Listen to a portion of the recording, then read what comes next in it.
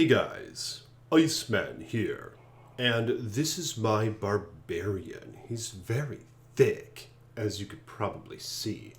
Look at how swole this dude is. And on top of that, you might notice some GG auras around him.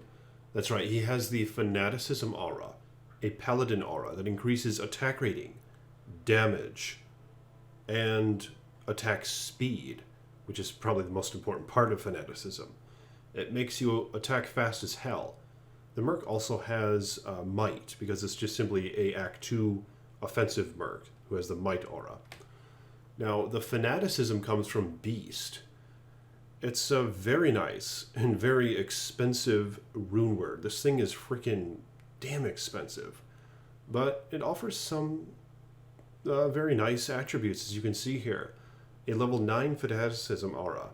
A 40% increased attack speed, open wounds, crushing blow, which becomes very helpful as some of the more GG rune words like Breath of the Dying and Grief, for example, they don't offer crushing blow. So that might help you with your decision making if you want a beast.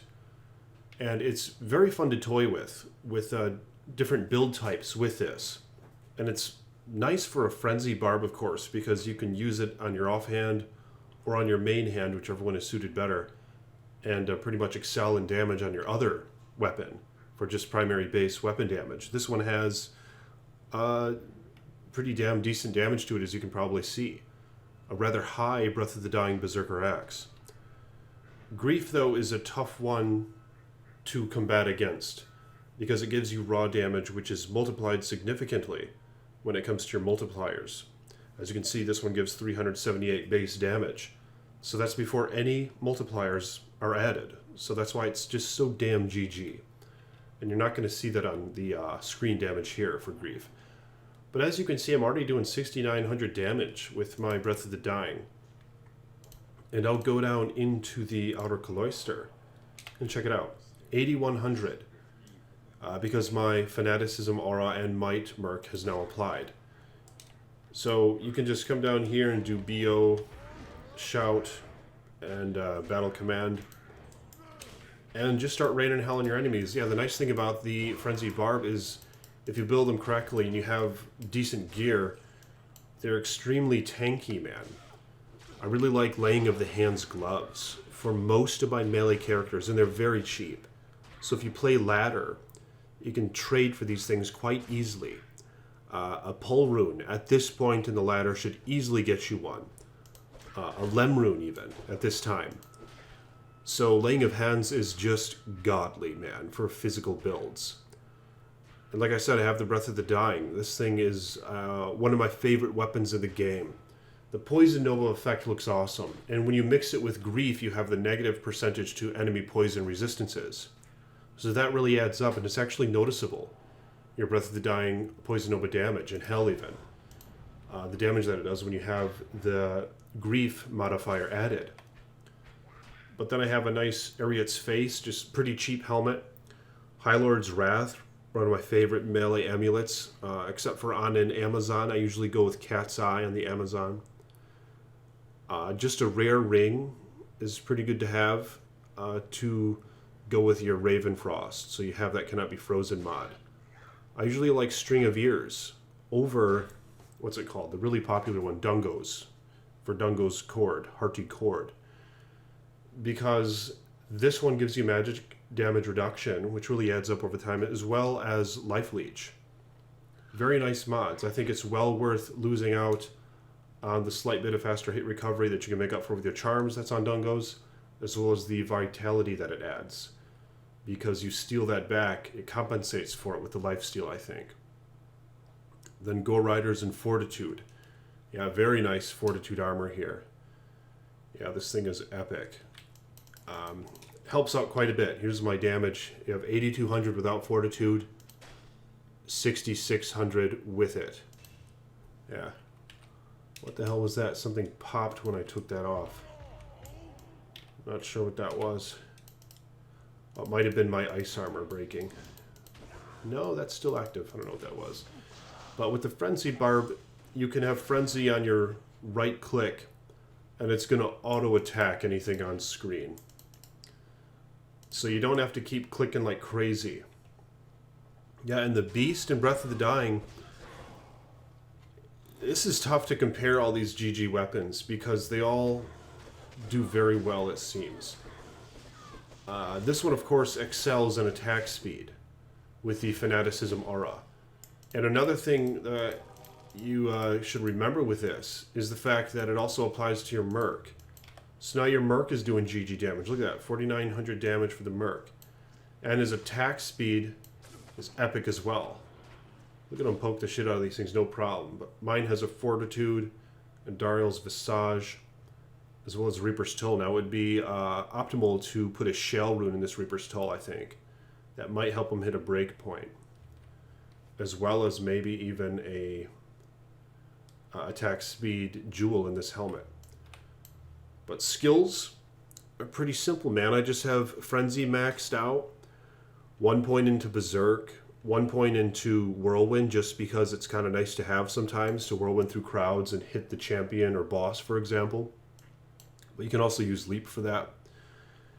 Yeah, Berserk is just a 1 point wonder. You can just destroy any physical immune monster easily with Berserk. If you use it, you'll see what I'm talking about. Especially if you're swinging a weapon with really high damage, like Grief or Breath of the Dying, for example. Because it converts that damage into magical damage. Yeah, so if you make a Barb, you could walk through this game no problem for the most part. If you want to make one, say, for the ladder reset, which is coming up in only 2 days, man. That's right, the 15th of June, 2 bloody days away. The ladder resets, yeah, this Friday. And I know a lot of people are going to be playing again. So this is a big time to play Diablo 2. So if you've been thinking about getting on again, now is the time, man. Just go on with the ladder resets. It's just a blast, and I don't race to the top. I don't really care about that stuff. What I think is awesome is just how you get to start afresh and new. And plus, there's just a ton of people online. So the social aspect is there entirely, you know what I mean? That's a good time. And I don't know, there's just nothing like having a club in hand, walking through the den. Everything you find is basically an upgrade for quite some time. You'll find upgrades very often. And you can just beat the shit out of little demons with a club. It's a great time, and it's very rewarding as you begin finding upgrades and leveling up your character. Yeah, I would always do the ladder resets back in the day when I was a little duck-billed platypus. I would just start over again. Even if I was really into the current season that was about to end. It's nice to have your characters go off-season, of course, because then you can always go back to them and play, and some people just play on off-season anyway. But there's just such a massive influx of players when the ladder resets. And it's all even grounds. And of course, the economy is entirely different as well. Just some of the better uniques, they'll just trade for a hell of a lot at that point, because not everyone has them like they do later in the season. So the economy is all different when the ladder resets. It's a blast. So get on, dude. What are you waiting for? You know what I mean?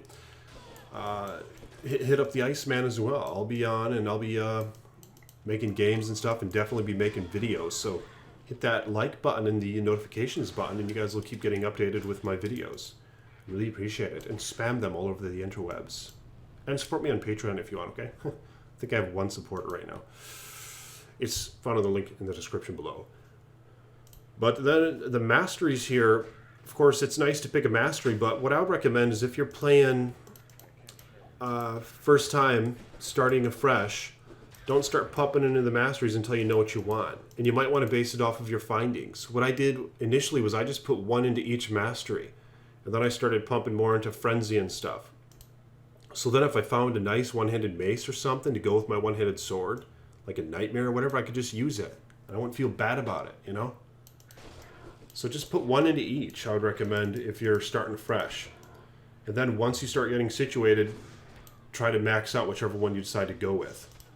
And then the war cries, I just max out battle orders, and I think that's about it. And then with your remaining points, you can start pumping them into taunt, because it's a really nice skill, especially if you're vulnerable. And it also synergizes frenzy. You get 8% from taunt. And I feel like I just prefer it over double swing because I just like the gameplay it offers. See that? You can just taunt them by you. And it works really well. Oh, here we go. Here's level 2. I might as well hit that up. It works really well when you're fighting the Council in Act 3. Because when you don't have GG gear, those guys can be a real bitch sometimes. So if you have taunt, you can taunt them over to you one by one. And some people find a ton of high runes from the Council.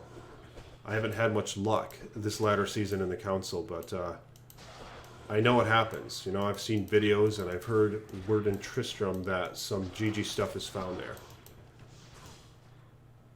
Yeah, here we go. Going back to just holding right click and just auto attacks everything. Pretty fast too. And as you can see, he runs fast as hell with Frenzy. Because when it's upped, you get a faster run walk speed. And these great bows actually are kind of nice to find. If you find a superior great bow, especially a 4-socketed one, which it'll get 4 sockets anyways if you Larzik it, but a superior one, people like to make the faith in that bow for the Act 1 Rogue Mercenary. They'd put the faith on that one so they get the fanaticism aura from faith.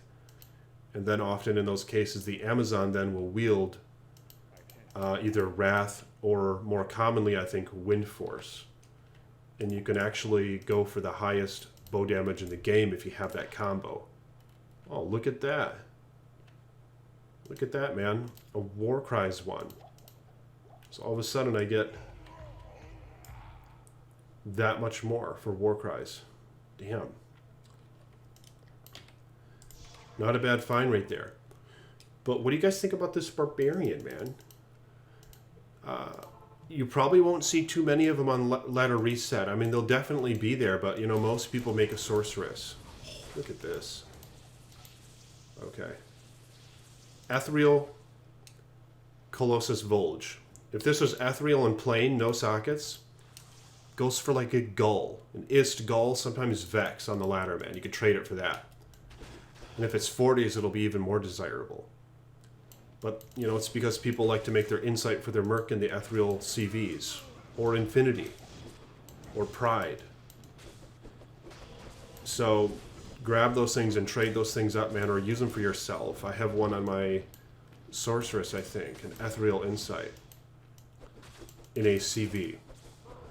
But yeah, all those elite pulls, if you find a 4-socketed elite pull, trade that shit, man. Those things are great for trading. Here we go. Now I do some find item. But you see how easily it just wastes these guys? Yeah, it's a nice build for that stuff.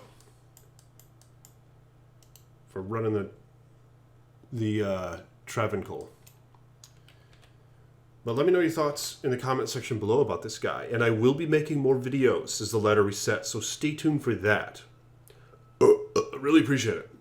Thank you for supporting my channel. I'm really trying to get to 1,000 subscribers, and it's been going well lately because I started putting into videos this month. And yeah, I've been getting a lot of subs and a lot of support for the most part, so thank you. Yeah, so I hope for this channel to continue to grow, so I'll have more incentive to make videos. Very excited for that, especially to play this upcoming ladder reset. So, like the video, subscribe if you will, and more videos to come. I'm the Iceman. Peace be with you.